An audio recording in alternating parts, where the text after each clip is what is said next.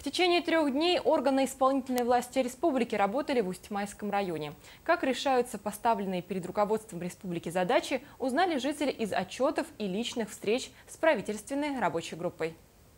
Отчет органов исполнительной власти республики в Усть-Майском районе завершился. Вопросов у жителей района в эти дни было много. Это и коммунальное хозяйство, сельское хозяйство. Очень волновало население вопросы оптимизации образовательных учреждений. Много нареканий было также по работе Почты России и многое другое. Масштаб, размеры района поражают, да, и поражает то, что у него при таком мощном экономическом потенциале, при таком ответственном отношении людей, просто энтузиазм людей на местах, кроме восхищения он не вызывает ничего. Мы желаем все-таки, чтобы предложения, которые сейчас люди высказали, все-таки они нашли свое отражение в плане развития района, невзирая даже на ту ситуацию непростую, которая существует у нас в стране.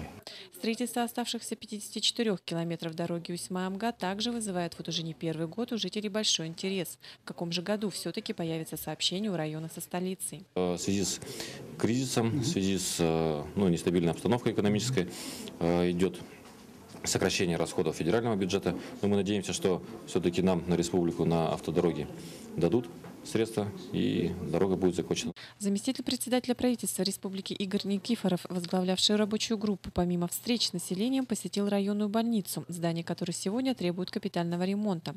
Побывал в новой школе поселка Петропавловск и строительство школы в районном центре. В связи с 70-летним юбилеем также посетил ветеранов войны, вручил им памятные подарки и узнал, в чем нуждаются ветераны и в каких условиях проживают. Руководители отраслевых министерств и ведомств посетили предприятия и учреждения не только в самом районном центре, но и в целом по району во всех населенных пунктах ознакомились с жизнью селян, провели прием граждан по личным вопросам. Отчет органов государственной власти республики население приняло и везде дало положительную оценку. Тамара Коновалова, Тимур Канаев, Юрий Владимир Таюскин, ВК Саха, Усть-Майский улус.